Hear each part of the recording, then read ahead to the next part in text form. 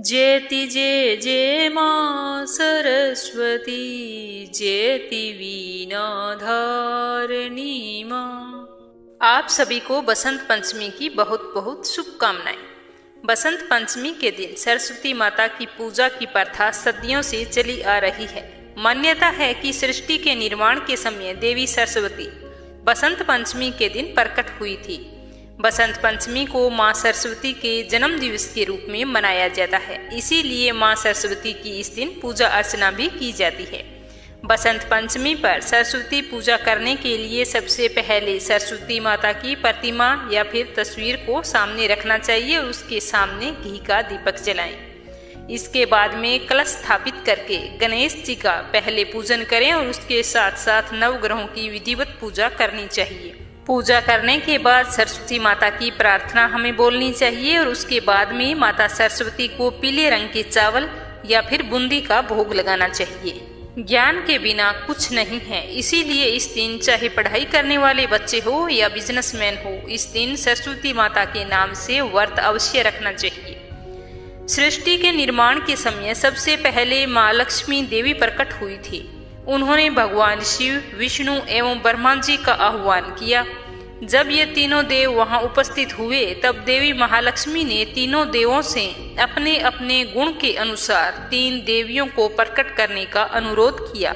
भगवान शिव ने तमोगुण से महाकाली, भगवान विष्णु ने रजोगुण से देवी लक्ष्मी तथा ब्रह्मा जी ने सतोगुण से देवी सरस्वती का आह्वान किया।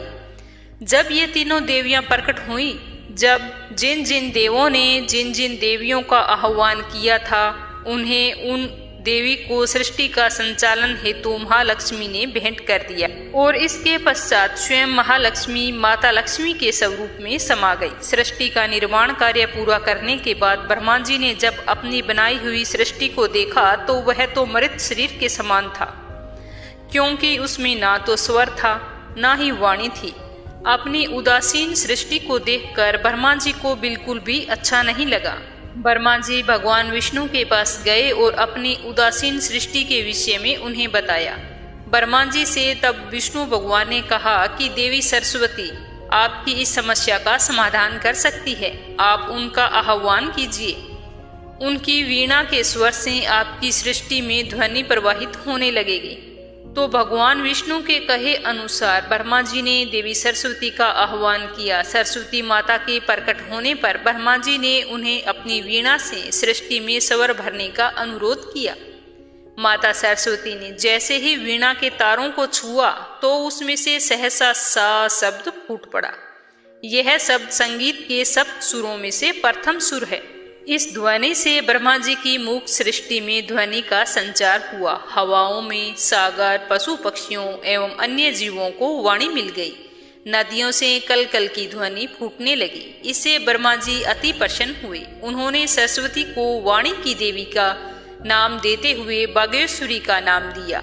माता सरस्वती का एक नाम यह भी है। सरस्वती माता के हाथों में वीणा होने के कारण उसे वीणा धारिणी भी कहा जाता है। माँ सरस्वती, माँ लक्ष्मी और माँ गंगा, ये तीनों ही भगवान श्री हरि विष्णु की 3 पत्नियां थी। तीनों सदा नारायण जी को प्रसन्न रखने का पूरा प्रयास करती रहती थी ताकि भगवान विष्णु का उन्हें विशेष प्रेम प्राप्त हो सके। लेकिन सरस्वती माता को हमेशा यह लगता कि भगवान श्री हरि विष्णु गंगा से ज्यादा प्रेम करते हैं। तीनों के प्रति समान स्नेह रखने के स्थापित सिद्धांत की अनदेखी करके मेरा अपमान कर रहे हैं, ऐसा सोचकर एक दिन सरस्वती ने भगवान श्री हरि विष्णु को बहुत सारी बातें सुनानी शुरू कर दी। लक्ष्मी ने उसे बहुत रोकने की कोशिश की कि ये हमारे स्वामी हैं, हमें इस तरह की बातें करना शोभा नहीं देता। लेकिन वे गुस्से के कारण नारायण को तरह तरह के ताने मारने लगी और गंगा को भी अपशब्द कहने लगी। तो भगवान श्री हरि विष्णु की समझ में कुछ नहीं आ रहा था। वो इस तरह से लड़ाई झगड़ा देखकर बड़े ही उदास मन से वहां से खड़े हुए और बैकुंठ से बाहर चले गए। तो नारायण को इस प्रकार उदास मन से बाहर जाता हुआ देखकर सरस्वती जी को बहुत दुख हुआ। फिर भी सरस्वती ने यह नहीं सोचा कि मेरी लड़ाई की वजह से नारायण चले गए हैं। उन्होंने तो यही सोचा कि इसका कारण देवी गंगा है। तो यह सोच कर सरस्वती को और भी ज्यादा गुस्सा आ गया। क्रोध से भरी माँ सरस्वती ने गंगा पर क्रोध करने के लिए प्रहार करना चाहा, तो ये अनर्थ होता देखकर लक्ष्मी जी से रहा नहीं गया। वो उन दोनों के बीच में आ गई। तो लक्ष्मी ने बीच में आकर दोनों को समझा बुझाकर शांत करने की कोशिश की, जिससे देवी गंगा तो शांत हो गई, किंतु सरस्वती का क्रोध कम होने का नाम नहीं ले रहा था। तो वह गुस्से में बोली कि तुम तो गंगा की सहायिका हो, इसीलिए उसी का साथ दे रही हो और मेरा अपमान कर रही हो। यह जानकर मुझे बहुत ही दुख हो रहा है। मैं तुम्हें श्राप देती हूँ कि आज और अभी से तुम वृक्ष बन जाओ। तो सरस्वती के इस तरह श्राप देने से देवी लक्ष्मी तुरंत ही तुलसी के पौधे के रूप में बदल गई। यह सब कुछ देखकर माँ गंगा को बहुत ही ज्यादा गुस्सा आया और वो सोचने लगी कि मेरी वजह से लक्ष्मी जी को यह श्राप सहन करना पड़ा है। यह तो बेचारी निर्दोष है। निर्दोष को इस प्रकार का श्राप का भाजन बनता देखकर गंगा ने भी क्रोधित होकर सरस्वती को नदी बनकर भूतल पर प्रवाहित होने का श्राप दे दिया।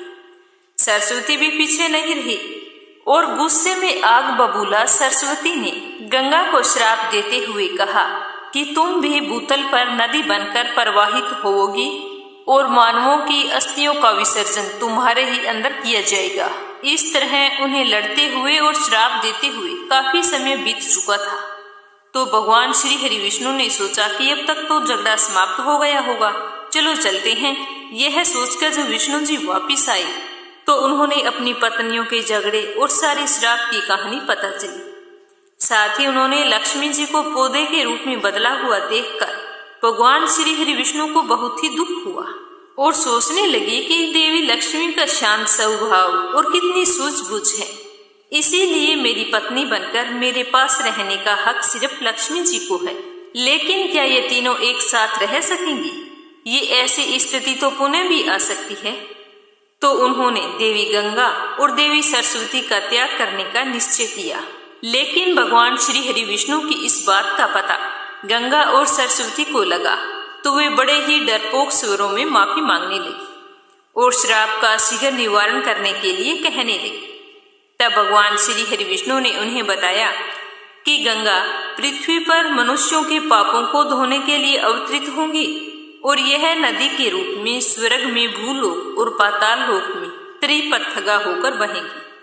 साथ ही वे अंश रूप में उनके चरणों में, परम पिता ब्रह्मा के कमंडल में और महादेव की जटाओं में भी रहेंगी और साथ ही सरस्वती भी उनके साथ भूतल पर बहेंगी और साथ ही अंश रूप में उनके साथ भी रहेंगी।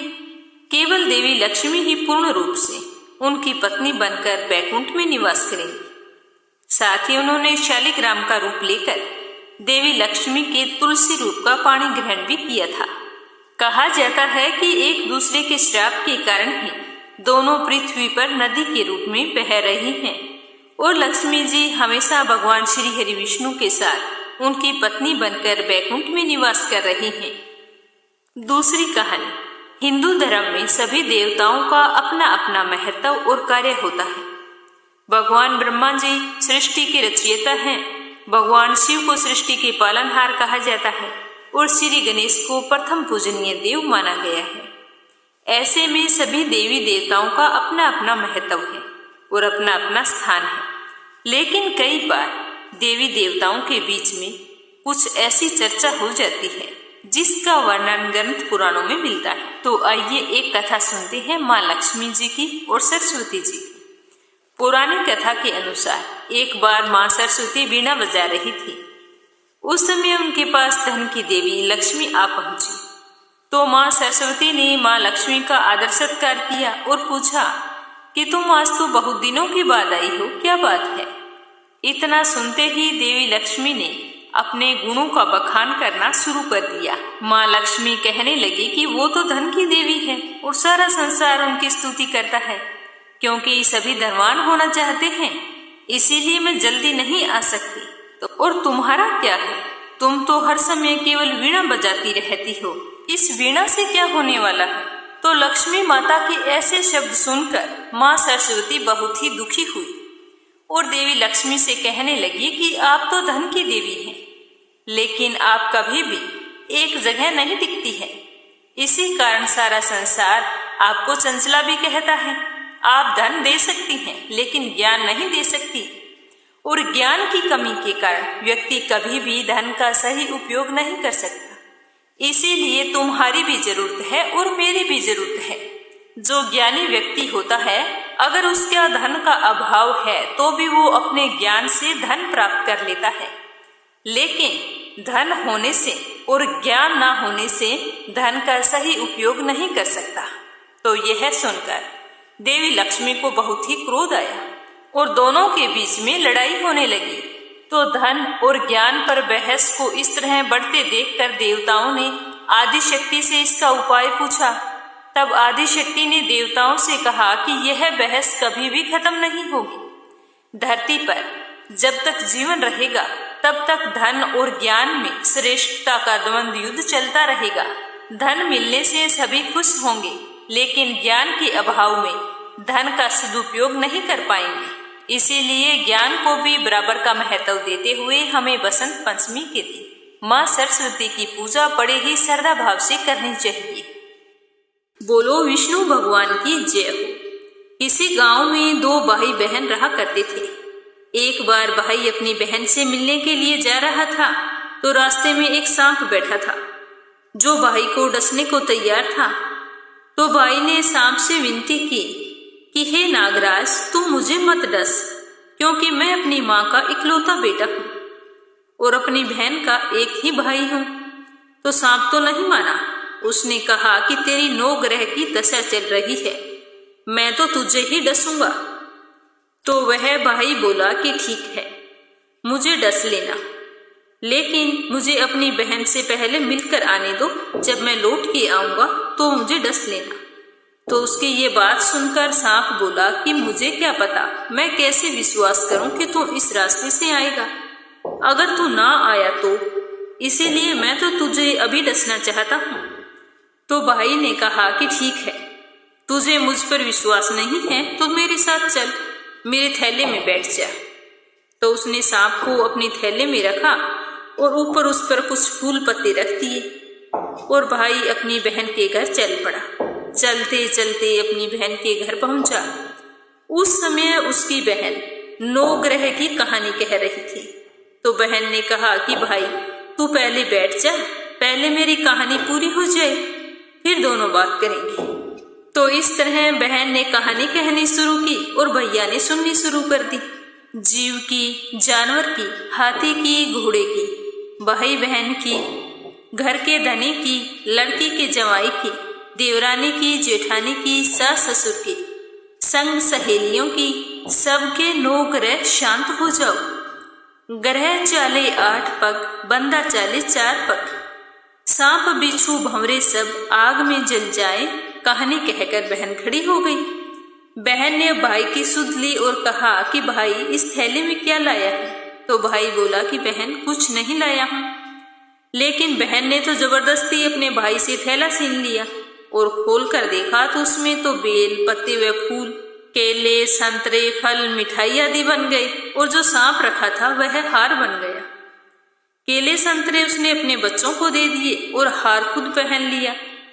हार पहनकर जब वो घर से बाहर आई तो भाई बोला कि बहन तू तो बहुत गरीब थी, फिर ये इतना महंगा हार तू कहाँ से पहन कर आई है। तो वो बोली कि हाँ भैया, मैं तो गरीब थी और गरीब ही हूँ। ये हार तो तुम ही अपने थैले में रखकर लाए थे, वही हार मैंने पहना है, खुद ही लेकर आए और खुद ही पूछ रहे हो। तो भाई को यह सुनकर बड़ा ही आश्चर्य हुआ। उसने कहा कि थैले में तो मैं अपनी मौत का सामान लाया था, ये हार तो मैं तेरे लिए नहीं लाया था। फिर उसने कहा कि मेरे थैले में तो सांप था, तेरी कहानी कहने से यह सांप हार में बदल गया। भाई बोला यह तेरे भाग्य से आया है, इसीलिए तुम ही इसे रख लेना। तो बहन ने भाई से कहा कि भाई तेरी 9 ग्रह की दशा चल रही है, तुम घर जाकर भाभी से कहना कि वो 9 ग्रह की कहानी कहेगी। तो भाई घर पहुंचा और अपनी पत्नी से कहा कि मेरी 9 ग्रह की दशा चल रही है, इसीलिए हम 9 ग्रह की कहानी कहेंगे। तो भाई पत्नी से बोला कि तू कहे मैं सुनूंगा, मैं कहूं तू सुनना। चावल चीनी के दाने ला, लोटा भरकर पानी ला। तो उसकी पत्नी एक लोटे में चावल व चीनी के दाने डालकर ले आई। कहानी कही, जीव की, जानवर की, हाथी की, घोड़े की, कुत्ते की, बिल्ली की, देवरानी की, जेठानी की, सास की, ससुर की, घर के धनी की, बहन की, भाई की, सबके 9 ग्रह शांत हो जाए। ग्रह चले 8 पग, बंदा चले 4 पग, सांप बिच्छू भंवरे सब आग में जले। आज वार रविवार, सोमवार, मंगलवार, बुधवार, बृहस्पतिवार, शुक्रवार, शनिवार, 7 वारों को नमस्कार। धरती माता को नमस्कार, 9 ग्रह को नमस्कार। जैसे 9 ग्रह की दशा बहन भाई की उतरी, वैसी सबकी उतारना। तो ये थी नवग्रह की कहानी। इसे 7 वारों को नियम पूर्वक सुनना चाहिए, जिससे आपकी कुंडली में अगर 9 ग्रह शांत नहीं है तो इस कहानी को सुनने से आपको आने वाली समस्याओं से निजात मिलेगी। गणेश जी की कहानी। सुखपुर गांव में मोहन नाम का एक अंधा अनाथ लड़का रहता था। वह मंदिर के बाहर बैठकर भीख मांगकर गुजर बसर किया करता था। उसी गांव में शंकर चाचा भी रहते थे, जो बचपन से ही मोहन की देखभाल किया करते थे। मोहन उन्हीं के साथ रहता था और वे उसे सुबह मंदिर के बाहर छोड़ जाते थे और रात के समय उसे अपने घर ले जाते थे। इसी तरह समय बीत रहा था। एक दिन मोहन ने शंकर चाचा से कहा कि चाचा, आप मेरा बोझ कब तक उठाते रहेंगे? आप बचपन से मेरी देखभाल कर रहे हैं। अब मैं आप पर और बोझ नहीं बनना चाहता। आपके भी बहुत सारी जिम्मेदारियां होंगी, इसीलिए आप मुझे मेरे हाल पर छोड़ दीजिए। तो शंकर चाचा ने कहा कि बेटा, मैं तुझे अपना बेटा मानता हूँ। तू मुझे छोड़कर जाने की बात कर रहा है। अगर तेरी जगह अगर मेरा सगा बेटा होता तो क्या मुझे छोड़कर जाता? तो यह सुनकर मोहन रोने लगा। तब शंकर चाचा ने उसे समझाते हुए कहा कि तू गणेश जी के मंदिर के बाहर वर्षों से भीख मांग रहा है। समझ ले, तू उनकी शरण में है। उनकी पूजा किया कर, वे ही तेरी रक्षा करेंगे। तो शंकर चाचा की बात सुनकर मोहन कहने लगा कि चाचा, हम भिखारियों को मंदिर में जाने की इजाजत नहीं है। मैं तो मन ही मन गणेश जी को याद कर लेता हूँ। तब शंकर चाचा ने कहा कि बेटा, तू चिंता मत कर, एक दिन सब कुछ ठीक हो जाएगा। अब तू सो जा, बहुत रात हो चुकी है, सुबह बात करेंगे। अगले दिन शंकर चाचा मोहन को लेकर गणेश जी के मंदिर पहुंचे। तभी मंदिर के पुजारी ने उन्हें रोक दिया और कहा कि अरे, इस भिखारी को कहाँ मंदिर के अंदर लेकर जा रहे हो? यह तो रोजाना मंदिर के बाहर बैठता है, इसे मंदिर के बाहर ही ले जाओ। तो शंकर चाचा कहने लगे कि क्या भिखारी इंसान नहीं होता?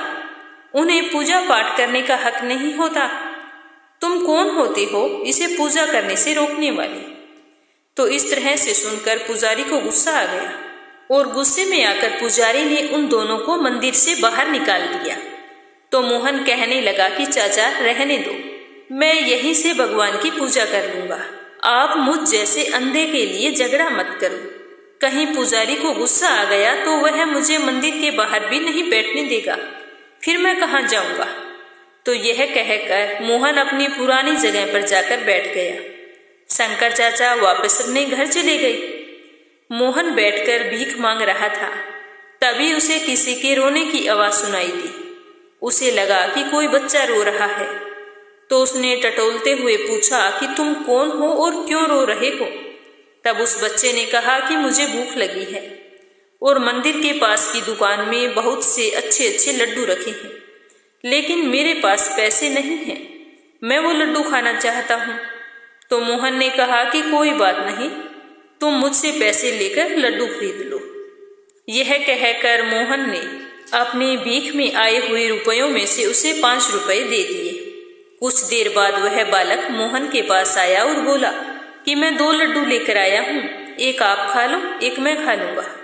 तो मोहन ने कहा नहीं, तुम दोनों लड्डू खा लो, तुम्हारा नाम क्या है? तो उस बालक ने कहा कि मेरा नाम गगन है और मैं पास ही के घर में रहता हूँ। मेरे माता पिता सुबह काम पर चले जाते हैं, मैं मंदिर में खेलने के लिए आ जाता हूँ। यह कहकर वो बालक वहां से चला गया। अगले दिन से हर दिन वह बालक आता, मोहन उसे 5 रुपए दे देता और वह लड्डू खाकर चला जाता।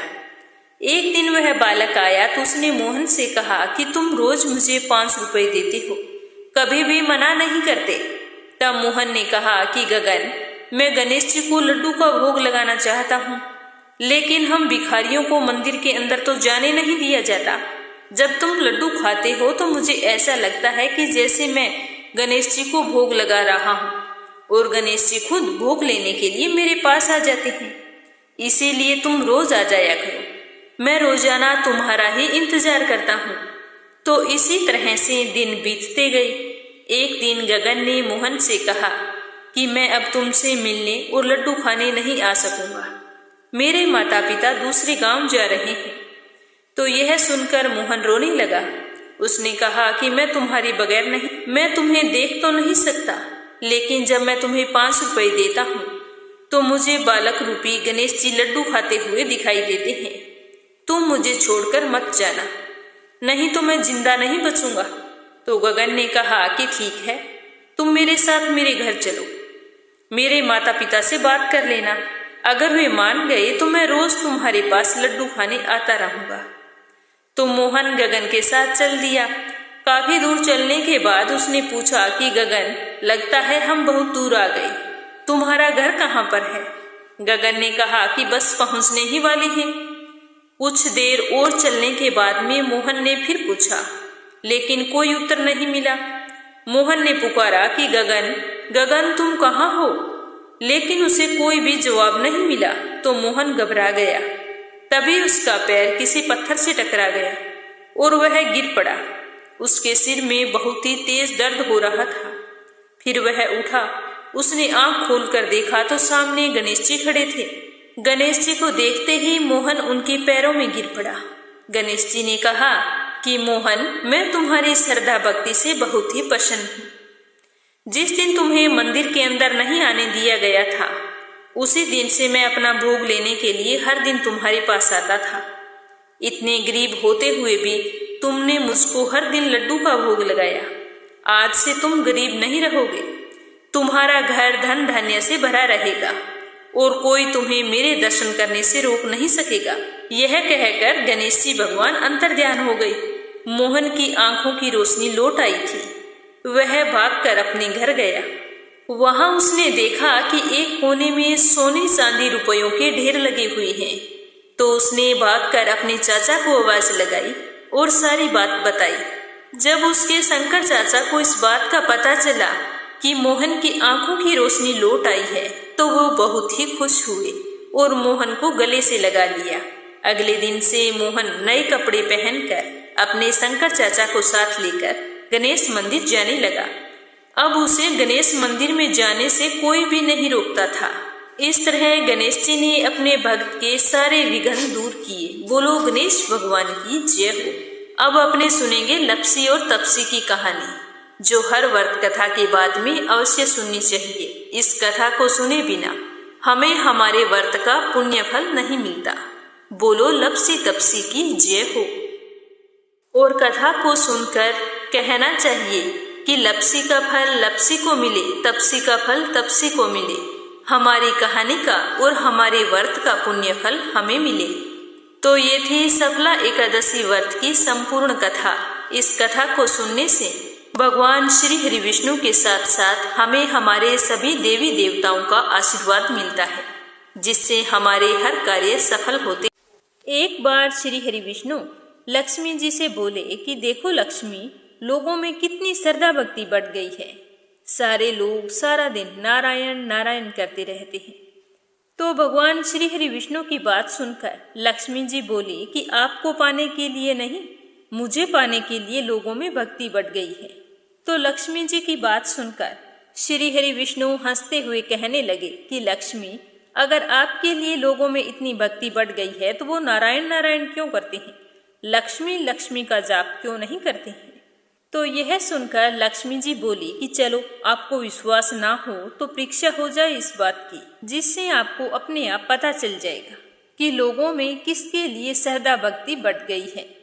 तो श्री हरि विष्णु भगवान ने एक ब्राह्मण का रूप धारण करके एक गांव में चले गए और वहां जाकर एक घर का दरवाजा खटखटाया। तो घर के यजमान ने द्वार खोलकर पूछा कि आप कौन हैं और कहां से आए हैं।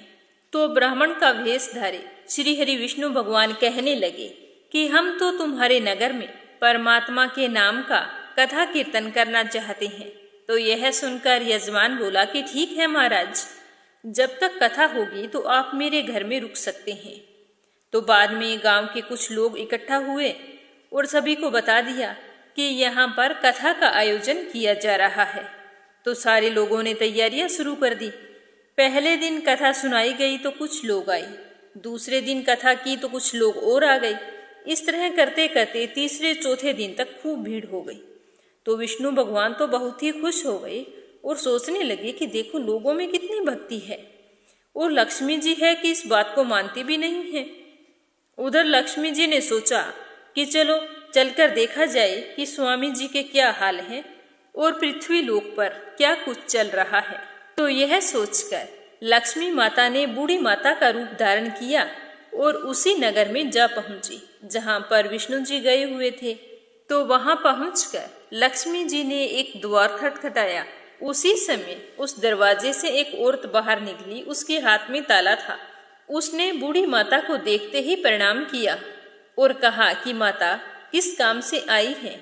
तो लक्ष्मी माता बोली कि बेटी मुझे थोड़ा पानी पिला दो, बहुत ही जोरों की प्यास लगी है। तो लक्ष्मी माता की बात सुनकर वह महिला बोली कि माता जी 3:30 बजे हैं, मेरे को कथा में जाना है, आप जल्दी करो। तो उसने जल्दी से पानी लाकर लक्ष्मी माता को दे दिया। तो लक्ष्मी माता ने पानी पीकर जैसे ही लोटा वापिस उस महिला को दिया तो वह लोटा तो सोने का हो गया। यह देखकर महिला सोच में पड़ गई कि लोटा तो पीतल का दिया था, यह सोने का कैसे हो गया। ये तो बहुत बड़ा चमत्कार है, मुझे लगता है यह तो कोई चमत्कारी माता है। तो वह कथा को भूल गई और महिला से हाथ जोड़कर बोली कि माता जी आपको भूख लगी होगी, आप खाना भी खा लीजिए। क्योंकि उसके मन में लालच था। अपने लालच की इच्छा रखते हुए उसने सोचा कि अगर यह बूढ़ी अम्मा खाना खाएंगी तो बर्तन भी सोने के हो जाएंगे और मेरे तो यहाँ खूब सारा धन हो जाएगा। तो माता उसकी मनसा समझ गई और कहने लगी कि बेटी तुम जाओ, तुम्हारे प्रवचन का समय निकला जा रहा है। तो उस बूढ़ी अम्मा की बात सुनकर वह महिला कथा सुनने के लिए तो चली गई, लेकिन उसका मन वहां पर नहीं लग रहा था। उसने यह बात अपने आसपास की सभी महिलाओं को बताई। अब किसी महिला का सत्संग में ध्यान नहीं था, वो तो बस सोने की ही बातें कर रही थी। कई औरतें तो कथा के बीच में से ही उठकर अपने अपने घर चली गई। तो अगले दिन कथा में लोगों की संख्या कम हो गई। तो भगवान श्री हरि विष्णु ने देखा कि आज तो लोग बहुत कम आए हैं, ना जाने क्या बात है। और अगले दिन उससे भी ज्यादा कम आए। तीसरे दिन कथा में सिर्फ 2-4 लोग बैठे थे। तो श्री हरि विष्णु जी ने लोगों से पूछा कि कथा सुनने वालों की संख्या ऐसे कम कैसे होती जा रही है। तो एक आदमी बोला कि महाराज किसी ने बताया है कि इस नगर में एक चमत्कारी माता जी आई हैं, जिसके घर से पानी या दूध पीती है या भोजन करती है तो वो बर्तन सोने के हो जाते हैं। इसीलिए सारे लोग उसी चमत्कारी माता को चाय दूध पिलाने में और भोजन कराने के बंदोबस्त में लगे रहते हैं। तो भगवान विष्णु जी समझ गए कि देवी लक्ष्मी का आगमन हो चुका है। इतनी बात सुनते ही देखा कि जो यजमान सेठ जी थे वो भी वहां से खड़े हो गए और चुपचाप वहां से निकल गए और लक्ष्मी माता को ढूंढने लगे। जैसे ही बूढ़ी अम्मा का रूप धारी लक्ष्मी माता मिली तो वो बोले कि माता मैंने आपके बारे में गांव में बहुत चर्चा सुनी है। मैं तो भगवान की कथा का आयोजन कर रहा था, इसीलिए मुझे आपसे मिलने का समय नहीं मिला, लेकिन आपने भी मेरे घर को छोड़ दिया, आप मेरे घर नहीं आई। तो लक्ष्मी माता बोली कि मैं तुम्हारे घर सबसे पहले आने वाली थी, लेकिन मुझे पता चला कि तुम्हारे घर में कोई कथाकार ठहरा हुआ है, तो मैंने सोचा कि कहीं वो चला ना जाए, क्योंकि मैं किसी और के साथ आपके घर में नहीं रुक सकती। तो सेठ जी उसकी बात सुनते ही बोले कि बस इतनी सी बात, उन्हें तो मैं अभी धर्मशाला में कमरा दिलवा देता हूँ, पर आप मेरे घर पधारिए, यह मेरी आपसे हाथ जोड़कर विनती है। तो शाम को जैसे ही विष्णु भगवान कथा समाप्त करके सेठ जी के घर आए तो सेठ जी बोले कि महाराज आज आप अपना बिस्तर बांधो और यहाँ से जाओ, मैंने आपके रहने की व्यवस्था अब से धर्मशाला में करवा दी है। तो यह सुनकर विष्णु भगवान बोले कि अभी तो कथा के 2-3 दिन ही बचे थे, मुझे यहीं पर रुक जाने दो। तो इतना सुनते ही सेठ जी तो उतावला होकर बोला कि नहीं नहीं महाराज, आपको अभी जाना होगा। मैं आपको एक रात भी यहाँ पर नहीं रोक सकता। आज मैं आपकी बिल्कुल भी नहीं सुनूंगा। मुझे किसी और मेहमान को अपने घर में ठहराना है, इसीलिए आपको तो आज ही यहाँ से जाना होगा। तो सेठ जी और विष्णु भगवान के बीच में इस तरह वार्तालाप हो रहा था कि इतने में वहां पर देवी लक्ष्मी जी वहां आ गई और विष्णु जी की तरफ देखते हुए सेठ जी से कहा कि सेठ जी, आप थोड़ी देर बाहर जाओ, इन्हें मैं विदा कर दूंगी। तो लक्ष्मी जी की बात सुनकर सेठ जी तो बाहर आ गए और पीछे से लक्ष्मी जी भगवान से बोले कि प्रभु, अब तो मान गए कि लोगों में श्रद्धा भक्ति किसके लिए बड़ी है और नारायण नारायण क्यों करते हैं, लक्ष्मी लक्ष्मी क्यों नहीं करते। तो यह सुनते ही विष्णु जी हंसने लगे और बोले कि हाँ लक्ष्मी, तुम्हारा ही प्रभाव दिखाई देता है, लेकिन एक बात यह भी देखी गई है कि तुम वहां जाती हो जहां संत धार्मिक अनुष्ठान करते हैं और अपनी मेहनत की कमाई में विश्वास करने वाले लोग रहते हैं। इसका अर्थ यह है कि संत जहां भी कथा करेंगे आप वहां अवश्य आगमन करेंगे। इतना कहकर श्री नारायण ने बैकुंठ के लिए प्रस्थान कर दिया। अब प्रभु के जाने के बाद अगले दिन सेठ के घर गांव वालों की भीड़ जमा हो गई। सभी लोग चाहते थे कि यह माता सभी के घरों में आई, लेकिन विष्णु जी के जाने के बाद देवी लक्ष्मी ने सेठ और बाकी सभी गांव वालों से कहा कि अब तो मैं जा रही हूँ। तो सारे गांव वाले कहने लगे कि माता, हमसे ऐसी क्या भूल हो गई जो तुम हमारे घरों में आए बिना ही जा रही हो। तो माता ने कहा कि मैं वहीं रहती हूँ जहाँ नारायण का वास होता है। आपने तो नारायण को यहाँ से निकाल दिया, तो मैं यहाँ पर कैसे रह सकती हूँ। इतना कहकर वो चली गई। इसीलिए जहाँ श्री हरि विष्णु की पूजा होती है और उनका आगमन होता है, वहीं पर लक्ष्मी माता पधारती है। बोलिए राधा कृष्ण की जय हो। कहानी गंगा यमुना की। प्राचीन समय की बात है। एक गांव था जिसमें दो बहनें रहा करती थी। एक बहन का नाम था गंगा और दूसरी बहन का नाम था जमुना। एक बार दोनों बहनें एक साहूकार के खेत से गुजर रही थी, तो जमुना ने 13 दाने जौ के तोड़ लिए। तो जमुना को दाने तोड़ते हुए गंगा ने देख लिया। तो गंगा बोली कि तुझे तो ग्रहण लग गया है, तूने चोरी की है, तुझे इस चोरी का दोष लगेगा। तो यह सुनकर जमुना बोली कि अब मेरा दोष कैसे उतरेगा, मेरा ग्रहण कैसे धुलेगा। तो गंगा कहने लगी कि जिस साहूकार के खेत से तूने ये अनाज के दाने तोड़े हैं, उसके घर जाकर 12 साल तक नौकरी करेगी, तभी तेरा पाप धुलेगा और ग्रहण से मुक्ति मिलेगी। तो गंगा के कहे अनुसार जमुना साहूकार के यहाँ नौकरी के लिए जाती है और वहां जाकर कहती है कि मुझे कोई काम चाहिए। तो साहूकार को काम वाले की जरूरत थी। साहूकार ने कहा कि ठीक है, रह जा। तो जमुना ने कहा कि मैं सारे काम करूंगी, लेकिन 4 काम नहीं करूंगी। जूठे बर्तन नहीं मांजूंगी, झाड़ू नहीं लगाऊंगी, बिस्तर नहीं बिछाऊंगी और दिया भी नहीं जलाऊंगी। तो साहूकार ने कहा कि कोई बात नहीं, इसके अलावा जो काम हो वो कर लेना। इस तरह से जमुना साहूकार के यहाँ नौकरी पर रह जाती है। 12 साल तक नौकरी करती है। 12 साल के बाद में कुंभ का मेला आता है। तो साहूकार और साहूकारनी कुंभ में स्नान करने के लिए जाते हैं। तो जमुना उसे जाते हुए देखकर कहती है कि कुंभ के मेले में मेरी बहन गंगा तुम्हें मिले तो उसे यह सोने का टक्का दे देना और कहना कि तुम्हारी बहन ने कहा है इस टक्के से हाथों में सुंदर चूड़ियां पहन ले। तो इस तरह साहूकार और साहूकारनी दोनों कुंभ के मेले में चले गए। वहां पर उन्हें गंगा मिली तो उसे वह सोने का टक्का दे दिया और कहा कि तुम्हारी बहन ने कहा है कि इस टक्के से सुंदर चूड़ियां खरीद कर पहन लेना। तो गंगा ने उनसे टक्का लेते हुए कहा कि मेरी बहन को कहना कि उसके 12 वर्ष पूरे हो गए हैं, अब उसका दोष उतर चुका है, उससे कहना कि यहाँ वापिस आ जाए। तो साहूकार और साहूकारनी स्नान करने के लिए वापिस आए तो जमुना तो मटके में पानी भर रही थी। तो दोनों को देखते ही जमुना ने कहा कि मेरी बहन आपको मिली थी क्या? तो साहूकार ने कहा कि हाँ मिली थी, हमने सोने का टक्का तुम्हारी बहन को दे दिया और चूड़ियां पहनने को बोल दिया। तो जमुना कहने लगी कि गंगा ने क्या कहा? तो वे बोले कि गंगा ने कहा था कि तेरे 12 वर्ष पूरे हो गए हैं, अब तुम वापिस आ जाओ। तो जैसे ही यह समाचार जमुना ने सुना तो वह शस्त्र धारा में बदल गई और बहने लगी। जमुना जी का यह रूप देखकर साहूकार और साहूकारनी परेशान हो गए कि हमारे घर में जमुना माता ने काम किया, अब तो हमें ग्रहण लग गया है, अब हम अपना ग्रहण कैसे उतारेंगे। जमुना भागकर गंगा माता के पास चली गई तो गंगा ने जमुना से पूछा कि तुम साहूकार और साहूकारनी से कुछ कहकर आई हो या फिर बिना बताए आ गई।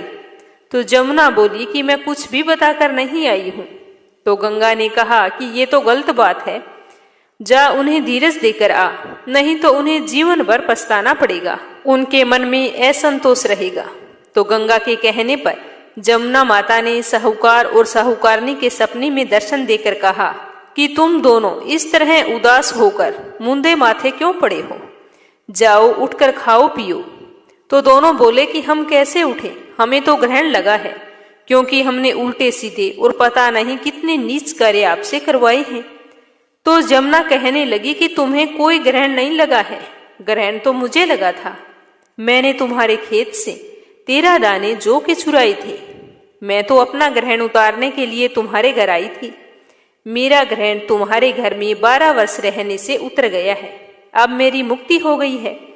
तो जमुना ने कहा कि तुम्हें कोई ग्रहण नहीं लगा, मैं 12 वर्ष तक तुम्हारे यहाँ रही हूँ, इससे तुम्हारी भी मुक्ति हो गई है। यह कहकर जमुना जी उनके स्वपन से चली गई। दोनों उठकर देखते हैं कि उनके घर में पहले से अधिक धन धान्य हो गया है, अन्न धन के भंडार भर गए हैं। तो दोनों यह देखकर बहुत ही खुश हुए। हे जमुना माता, जैसे आपने साहूकार व साहूकारनी की मुक्ति कराई, वैसे ही अपने सभी भक्तों पर अपनी कृपा दृष्टि बनाए रखना है। तो कथा समाप्त होते ही कमेंट बॉक्स में श्री हरि विष्णु के अनंत स्वरूपों की जय हो अवश्य लिखना। और अगर आपने इस चैनल को सब्सक्राइब नहीं किया है तो जरूर करना। भगवान आपकी सारी मनोकामनाएं पूर्ण करे। आप सदा सर्वदा सुखी रहें, संपन्न रहें। जय श्री कृष्णा। राधे राधे।